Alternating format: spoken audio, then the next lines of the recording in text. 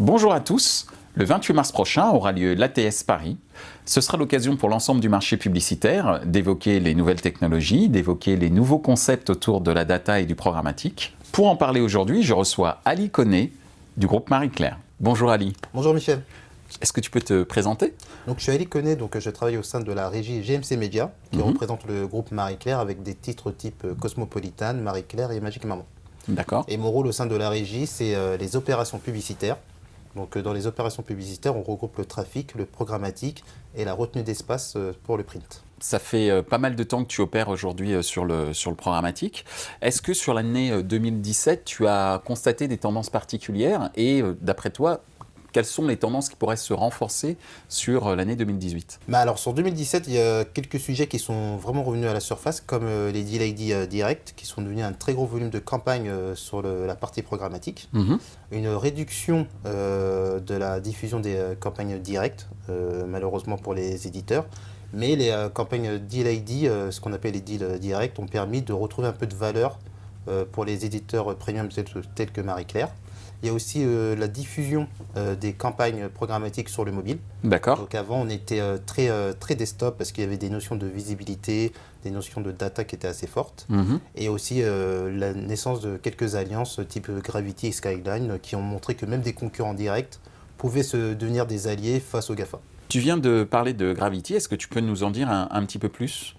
Oui, donc Gravity qui est une initiative entre plusieurs éditeurs qui sont à la base qui peuvent être des concurrents, mais là on est vraiment partenaire. Ça nous permet de proposer un riche de data assez puissant auprès des agences et des annonceurs pour faire un peu face aux GAFA.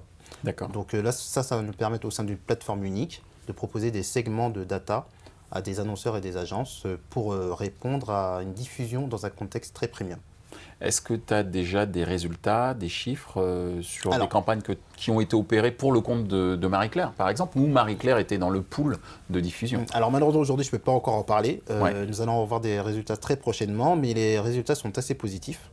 Et surtout, c'est dans la simplification de l'utilisation de la data globale de Gravity qui est intéressante pour les acheteurs et surtout les agences. Tu viens d'évoquer le fait qu'il y avait la part du direct qui avait baissé chez le groupe Marie-Claire, mais ce direct, en fait, il est reparti dans l'escarcelle, on va dire, du Deal ID, il s'est programmatisé.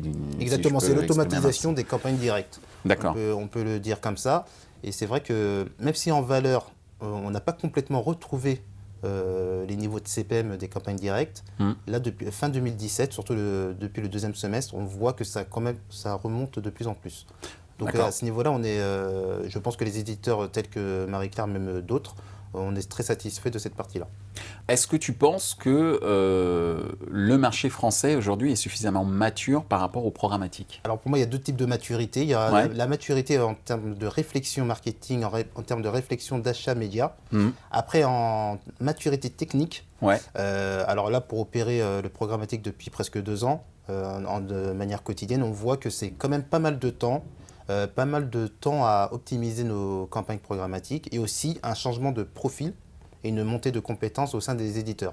Donc même les agences sont déjà équipées sur le côté humain, en termes de ressources humaines et techniques, mais les éditeurs, c'est venu un peu après. On a mis un peu de temps à stacker notre inventaire, donc notre inventaire est complètement ouvert au programmatique, notamment sur les Deal ID, qui est au même niveau que les campagnes directes, mais ça nécessite des analyses, des optimisations, des partenariats techniques avec des partenaires tierces comme Metrix par exemple, qui nous aident à assurer un contexte qualitatif, une transparence et faire attention à la fraude. D'accord. Voilà, tous ces sujets-là qui prennent un peu de temps et qui nous nécessitent une montée en compétences, mais après c'est ça qui est intéressant dans le digital.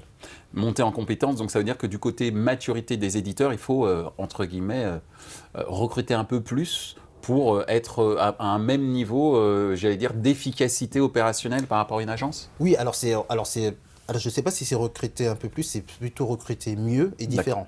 D'accord. Donc c'est recruter vraiment des profils qui ont opéré sur le programmatique, qui sont natifs programmatiques et qui vont permettre de faire monter en compétence l'ensemble de la régie.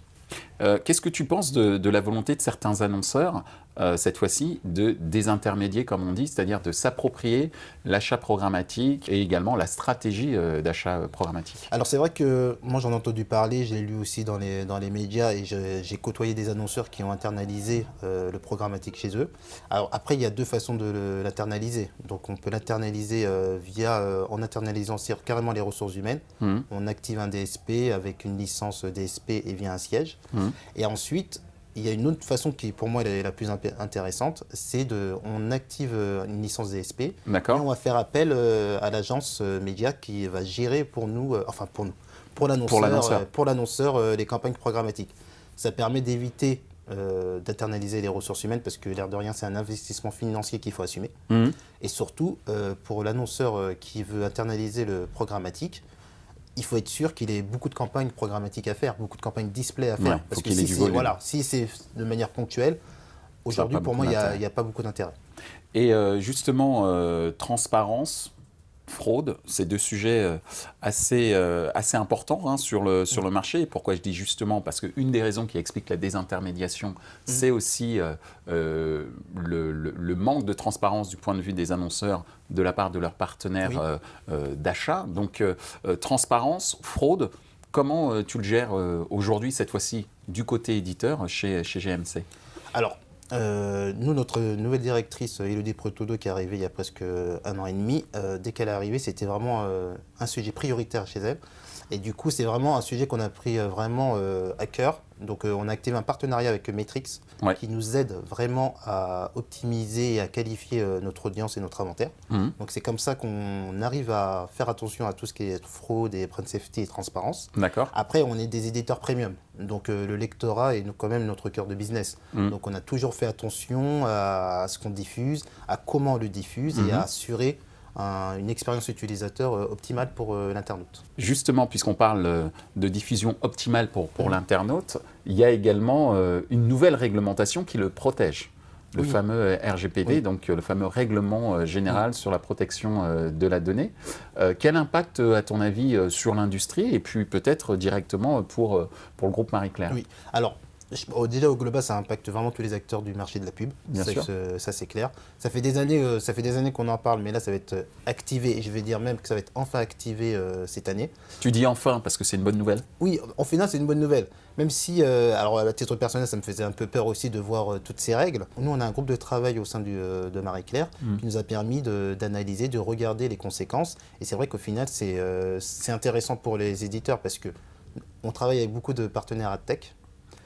Il y a beaucoup de partenaires à tech. C'est un univers assez opaque, le programmatique, pour beaucoup d'acteurs. Il faut le reconnaître, même si beaucoup d'acteurs n'ont pas le choix d'utiliser le programmatique.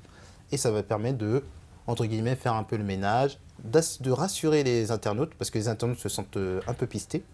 Donc là, on va vraiment déclarer dans quel but on utilise leurs données et pour qui on les utilise. D'accord. Voilà, donc maintenant, ils auront vraiment le choix d'accepter de l'utilisation de leurs données personnelles. Et ça, c'est vraiment intéressant pour les éditeurs parce que ça va permettre de dire, eh ben voilà, on a un groupe d'internautes qui est intéressé par tel partenaire, donc on peut utiliser de manière complètement légale, parce que voilà, c'est des règles légales qui ont été votées, et ça permet aussi de protéger l'internaute vis-à-vis de certaines pratiques qui sont assez opaques. Dernière question. Oui. On a une augmentation des deal ID. Oui. Aujourd'hui, comment tu analyses ce phénomène? Alors, moi, j'ai trouvé ça, c'est très bien pour les éditeurs parce que ça garantit un CPM qui est négocié entre l'acheteur et le vendeur et ça garantit même un budget. Nous, c'est vraiment un des axes qu'on veut développer.